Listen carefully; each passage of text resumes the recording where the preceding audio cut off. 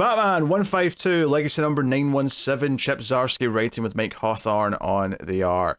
I feel pretty similar to this one as I did last issue, which is I think it's a perfectly enjoyable tie-in issue that is not necessary, but there's some good bat and cat back and forth and some decent action, decent art. Not amazing art, but still a step up from what Zdarsky had been doing though on the run, so yeah, still happy enough with it, all things considered. So good. Plus a backup, which just happens to be a Birds of Prey story by Kelly Thompson, which feels like part of her run. That it does. I guess it's a way for them to like say, hey, go try Birds of Prey. Here's a little tease of it. Go on. I mean, that's just weird considering we're on issue 13 of Birds of Prey at this point. That they're trying to shine something. I would expect that earlier, but I'm not going to be mad at getting more Birds of Prey. No, not at all. Kelly Thompson. Not at all. So yeah, the main story, of course, here is Batman and Catwoman are on what was Zarnia. Zarnia. Which Waller's got her like weird secret house in a bubble that they went to last time where the mother box is. And we have the mausoleum for the Waller family. Yeah, we got a discount Deadshot, whatever his name is. Deadeye. Deadeye, there you go. A discount Deadshot though sounds good. Like that is a good name for him. Also, Gunsmith, which is annoyingly still a similar name to these other like Deadshot, Deadeye. Yep. You know, they're all sort of gun related. Black Alice is there as well, and yeah, it basically boils down to Catwoman trying to decode the mother box, which is they think is going to explode. It ends up being a little bit different to that once the timer actually runs down. Whilst Batman takes on the villains and tries to hold them off while she's doing her thing. And it's it's like that stuff's pretty decent. Bizarro's also around. I think what I like though here is that when the timer actually goes down though, and like this like mausoleum starts like changing and shifting, like it's sort of not imploding in like in a traditional sense, it's more like a mother box style transformations happening to it. I really like the idea that Batman's like, okay, the energy and like the stuff coming from the planet and this like flying scorpions or whatever that's on its way over to them from the planet, his suit will deal with that, but Catwoman's suit's not as like defensive. So I really like the idea of him taking off his cape and giving it to her. In the same way that a man will give a coat to a woman when she's cold. Yeah. This felt like, oh, you need more defense. Here's my cape to do that. I thought that visual of her wearing the cape was pretty cool, actually. Yeah, and I do like when it doesn't make sense that she's a cat burglar for her to wear a cape, but anytime we see her in that more traditional, like her kind of first appearance, you know, the purple with the green cape, that type of stuff. I like those kind of callbacks in here. It looks good, like on this costume. And then we get Batman without the cape running around. So it's kind of how like you used to play with your action figures when you could trade stuff around. You know, so now Catwoman's wearing the cape and Batman's running around just in armor. So it added a bit of a lightness to an otherwise darker story. Yeah, no, I mean, I just think it was fun. I mean, obviously, jumping to that, I've skipped over a lot of Batman fighting villains, which is, it's fine. You know, it's entertaining, but it's just not much to it. Bizarro's got a metal arm, and so, of course, Batman disarms that, right? And Bizarro gets upset, and they're kind of slugging it out back and forth. But yeah, and then you get these flying scorpions on Zarnia that are carnivorous. And I was just like, okay, that definitely feels like a Zdarsky thing. It's like, how can we up this ante? Oh, we'll make them carnivorous flying scorpions. But yeah, I mean, everything's fine. Again, compared to what we have been reading, it's you know, it's not as annoying. Yeah, I haven't got annoyed. The fighting is just mostly fun. The little things though was mainly the Selina and Bruce relationship with them like talking to each other and saying, oh hey, maybe we won't get a happy ending, but it'll be a spectacular ending. And even once they do actually get back at the end, right, and they've grabbed the mother box and it's transported them to, you know, where actually I'm skipping over something really cool, actually I'll get back to that in a second, but it transports them to a beach, and I thought it was Themyscira at first just because I know that's where Batman's going to end up. But it turns out that Bruce was thinking of the last place he was happy, and that was like a vacation he had with Selina before Bane took over Gotham back in King's Run. And I thought, oh, that's kind of sweet. And they have this little like, you know, moment where it's like, hey, we'll keep stealing as many moments together as we can, even if we're never going to like settle down and just be a couple with a happy ending. Although If they were playing true to life, eventually age would force them to. But you know, it's comic books, so whatever. Well, I like what Selena says here. It says that, you know, because Bruce is, you know, doing the Bruce thing of trying to push through and trying to like push his emotions down and whatever. And she goes, "We almost died a million miles from home. Feel what you need to feel." And it's just nice that, you know, that Selena is one of those characters that Bruce can always be vulnerable to. Oh, notably though, they end up compromising on, "I'll feel things as we move towards where we're going." Yeah. I'll feel it on the way. You know, Bruce is always going to compromise. Yeah. But so I do like the sentiments there. So the coolest part of the issue though, which was surprising after what was just a bit of fluffy fighting for the most part, is that once the mother box has like destroyed the bubble and they're just kind of on the planet, Batman realizes that Waller, in her petty way, is like, well, if I can't have this mother box, then no one can have it. So it's rigged to send out a signal to who would want it, and who would want a mother box? It would be Darkseid. And I have to say, the best thing in this issue is the idea of how Darkseid is represented by just having this silhouette over and like this. You know, keep in mind, Zarnia is like effectively a post-apocalyptic world because it's dead, right? So we've got this post-apocalyptic city with destroyed buildings, and there's just this silhouette of Darkseid in the distance, just tiny in the frame.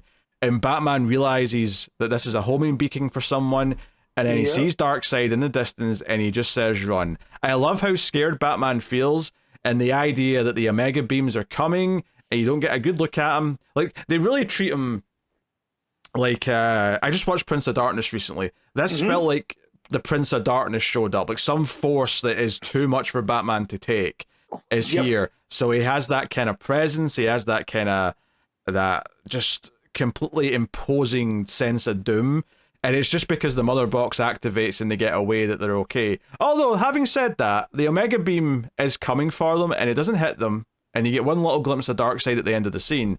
Batman does posit that they're only alive because Darkseid didn't actually want to kill them, which is interesting, perhaps. Maybe that's teasing something going forward. Does Darkseid have some purpose going forward? When we were starting to talk, about the absolute type stuff, and we know what's coming with All In, I remembered this part of the Darkseid smiling at the end, right? And I was like, oh, okay, I wonder if these are like parts of the tease. Yeah, for seeds. What's coming. Yeah. But yeah, this part I was not expecting Darkseid at all, and just the panic on Bruce, where he calls him he's death, and I saw some people having issues with that because Darkseid and Thanos get compared a lot, but they are very different. However, if Batman RIP is still canon, you know, the reason that Batman died was he got hit in Final Crisis with the Omega beams, right? That sent him through time and whatever. And for all purposes, he was dead, you know? So for him to have that reaction, seeing Darkseid again in this way. Yeah. For the record, I'm pretty sure it is still more or less canon. As anything with comics, I think the details get fudged a little bit over time to make them continually fit. But I think generally speaking, it is canon. But it's you know, all the other times that they face, he's also worried about Selena. It's not just him. Yeah, right? He's worried because someone else is. It'd be one thing if he was on his own. Batman will accept death, right? For as much as he keeps avoiding it, he will accept it gladly in the right circumstance. But Selena being put in danger, that makes him panic. So no, I think the presence that Darkseid has here and the fear that you say Batman has just gives this issue such a jolt at that point. Because up until then, it was kind of light fun, a bit of flirting between them as they were fighting the bad guys. Yeah, and that's all it was. And then this bit happened, and it was like, oh, that actually felt like a real threat just showed up.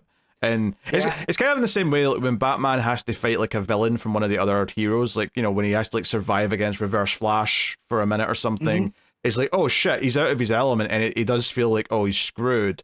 Having Batman be scared of something, even though it makes sense he should be scared of it, does actually add this sense of fear to it, and a sense of imposing threat that Darkseid brings to him. No, it's a sense of dread, and I feel like... On you go, Matt. I was going to say, that's how Darkseid should feel. Right, Darkseid should feel larger than life. Yeah, that's what I was going to say. Is like, I've not read a lot of Marvel books that have had Thanos in them, to be fair. But based on at least how he's presented in the movies, I feel like Darkseid. The difference for me, other than any character details that you could sort of throw up in a spreadsheet, is that Darkseid at least when he's done well for me, is presented this way, where he is this imposing figure that's larger than life, and whereas Thanos feels like someone who I guess talks a lot more. He's less mysterious to me. Yeah, I don't understand Darkseid. I understand Thanos, as weird as that sounds. We understand his motivations. All we know is Darkseid represents anti-life. And if that's anti-life, then that's where we get the whole Darkseid is, right? That's all that matters is his, subjugation by Darkseid for the purposes of evil. Actually, so here's been a comparison. Thanos, again, just based on my exposure to him, feels like a big space villain.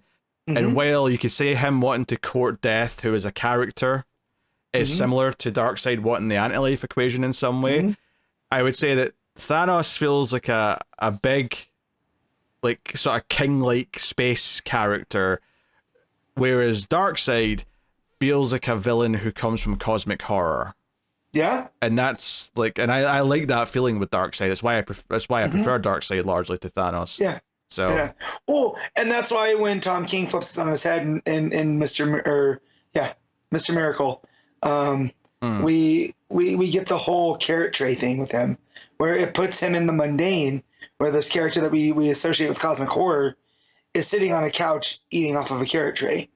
Yeah, it's like the sort of things like the anti-life equation and Darkseid's search for it. Like I could see a David Lynch interpretation of that. Like that's how kind of like larger than life it feels. Yeah. So. Yeah, Thanos kind of is just a space barbarian, right? Like, yeah. Yeah. We just have to deal with him. That's whatever. But here, yeah, Darkseid is. So, but yeah, I love that Zdarsky did drop that, and it also makes me be like, man, maybe Zdarsky just needs a change of pace. And I'm not saying like a cosmic book or whatever, but maybe that's just, the time on Batman's come to an end. He needs to change of pace, try something else, because this was mostly good. Like, these last two issues, despite being tie-ins and a bit fluffier, I wasn't annoyed reading them, and that goes a long way with how I felt about Batman. Yeah, it's a lot better than his run had been. It's not as good as the special issue we got before that, though, with the criminal who found out who Batman was. That was a really good issue, actually. But yeah, pleasant enough for what it is. Art's okay. Like, I don't love the art here. It's like, I think that Darkseid couple of pages is handled spectacularly well, but part of the reason why that's handled so well is because he's in silhouette and it's all just the buildings around him. I do think the faces on the characters in the rest of the book are probably the weakest part of the art for the most part. There's for example, the page where Black Alice is pointing and says what the F, it's censored obviously. Her face there is just like, it's not pleasing to me in any way as a piece of comic art. It's just whatever it is. It helps that he has discount Deadshot that only has one big eye. Yes. Right. So I feel like he would do well with a character who's completely masked, but but even Batman doesn't like get away from this because his mouth is still on show, so you still get that kind of just, I don't know, just not to my taste, I guess we'll see. Yeah. So. The Deathstroke. Hawthorne would probably kill a Deathstroke book. There you go. Yes. But we didn't have discount Deathstroke here. We had discount Deadshot. Right? Yes. It's getting hard to keep track of all these. There is a backup, and while I'm quite quick to just not bother reading the backup in Batman, obviously I turned the page and saw Kelly Thompson, and I went, wait a minute, I think I'll read this one. I thought you said you saw Cass, and you're like, oh, we're good. Yeah. We also have Matea de Lewis? No. Yeah, Ulysse, I think? Yeah. Which I have to say, I quite like the art in this backup. It's Federici-esque, right? It's a little bit Federici. It's I'd say it's like Federici mixed with probably like a Dan Mora. Like if you crossed over Dan Mora and Federici, and you had kind of the expressionism of Federici, but with like the more sort of like harder lines of a Dan Mora, I would say like there's like just see like on the second page of this, there's like a panel at the bottom of Black Canary looking over at Nubia, and just like the amount of like just performance in her face as a character is just really well done. Yeah. I felt like that. It also is reminiscent of Bueno from Nice House, right? Oh, yeah, it has kind of that digitally watercolory kind of vibe at the same time. But yeah, the art was phenomenal on here, which, I would have read it anyways, and then I saw it was Birds of Prey by Kelly Thompson, and I was like, okay, well, we're definitely gonna give this through. It's funny because like this definitely, like, it does fit as not being part of Birds of Prey the book, just because it's really just dealing with the fact, like, by the end of this little backup, it's explaining Black Canary saying to the birds, hey, I'm going to go after Oliver on my own, because if we all show up in force, it might look too threatening. This is something it needs to just be me, right? I need to appeal to him one-on-one. And that's ultimately what this is. But it does have a lot of cool little ties to Birds of Prey, the book, if you've been reading it, because the main thing here is that it's on Themyscira, where all the heroes are hiding out during this issue 3 of Absolute Power. And it's basically just, other than Cass and Zealot training on the beach, which is the fun scene with some cool art, it's Black Canary coming over to Nubia and being like, hey, I know we're not on the best of terms because of that whole, coming to break out sin back in that first arc. And, Nubia's kind of cold towards her, but it's okay. I understand your motivations. I can respect them. I don't know if we'll ever be friends again, but who knows? Like, it's kind of like that. So it's the sort of thing where I get why it's not in the main book. Although having said that, it does set up some stuff with Megara, because Sin goes looking around and finds like a little tomb area that was like a temple. Yeah, that was like Megara related, and Dinah actually overhears Megara and Sin talking about just Dinah coming to save her. Well, that was the right thing to do, and all that. Yeah. And if Sin should have just ended things with Megara and gone to the urn, but then she would have been gone as well. Yeah. And Megara says that Canary never would have understood that of her, sacrificing herself. And so it's just this, a peek from Dinah, basically looking at her little sister, dealing with the ramifications about being bonded with this god. Yeah, hearing from our little sister that our little sister contemplated suicide effectively, and sort of reacting to that a little bit. So there is, like, if you've been reading Birds of Prey, there's like actual like character beats in here that are quite relevant to what's going on. Having said that, because of the situation they're in, it's all just kind of more tied, in terms of like timeline to Absolute Power. But it fits both. Certainly. It is kind of a nice little tease for Birds of Prey. Like you said, if you weren't reading it and you're reading Batman and you see this, you're like, oh, I wonder what this book actually is. I mean, if anything, it kind of ends with saying, hey, the new arc starts in issue 14. So while issue 13 this week is the end of the current arc, they are advertising the start of the new arc, which I guess makes sense given that's where people could jump in if they really wanted to. So, also, there's a fun bit at the end where Barda's just getting to the island and she jumps out of a helicopter in a bikini. And they're questioning if she's going to land okay, and she lands in the superhero pose in the shallow water and it's very cinematic and larger than life, and just kind of a badass. I had already developed an affection for Barda in Tom King's Mr. Miracle, right? He had a waiver. Kelly Thompson turned her into one of my favorite characters. Just because she's so fun to read in her voice. And here, that entire entrance, it feels on point. But, Barda is larger than life in a different way than Darkseid was, right? Yeah. She takes up all the energy and air in the room when she shows up just because of who she is. So, and the art here, she's jacked to the gills. Oh, yeah. She's beefy. So, not mad at that either. Yeah, really cool. Yeah, honestly, this backup feels like it's a combination of things. It's like, hey, we want to try and send more people over to check out Birds of Prey, so we'll put a backup in Batman. It's a tie-in to Absolute Power this issue, so we'll have a little tie-in for Birds of Prey to Absolute Power without taking over an issue of Birds of Prey to do it.